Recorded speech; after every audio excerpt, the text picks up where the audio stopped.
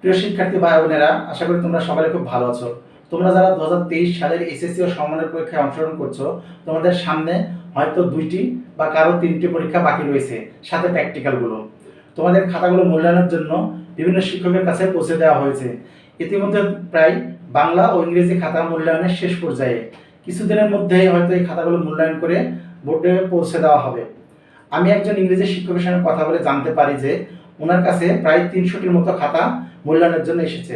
উনি রাত দিন অক্লান্ত পরিশ্রম করে সে খাতাগুলো খুব নিখুঁতভাবে যাচাই বাছাই করছেন।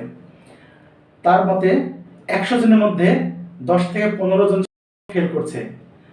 আরও বেশি এই সংখ্যাটি ছিল, কিন্তু ফেলগুলোর মধ্যে থেকে বারবার দেখে যেখানে 2-1 মার্ক যোগ করা যায় সেই জায়গাগুলোতে যোগ করা হয়েছে। তারপরেও এই 10-15 জন শিক্ষার্থীকে কোনো মতেই পাশ করানো যাচ্ছে না, কারণ তারা খাতাতে খুবই কম পরিমাণে লিখেছে। শত চেষ্টা করে এগুলো পাস আসছে না। তো ওনার মতে ইংরেজি প্রথম পরীক্ষাগুলো সবাই খুব ভালো লিখেছে। 100 জনের মধ্যে প্রায় 30 থেকে 40 জনের A+ আসছে, আর বাকি খাতাগুলো বিভিন্ন গ্রেডে নাম্বার আসছে। কিন্তু ইংরেজি দ্বিতীয় পত্রে গিয়ে সবচেয়ে বেশি বিপত্তি।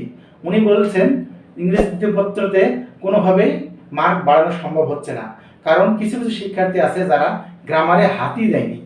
কিছু কিছু শিক্ষার্থী যারা গ্রামারগুলো করার চেষ্টা করেছে কিন্তু সঠিক হয়নি। গ্রামারগুলো যতটা সঠিক হবে ততটা মার্কই তারা পাবে, কিন্তু এই গ্রামারগুলো ঠিকভাবে কমপ্লিট করতে পারেনি, যার জন্য তাদেরকে মার্ক পূর্ণ দেওয়া হচ্ছে না, মার্ক কেটে নেওয়া হচ্ছে।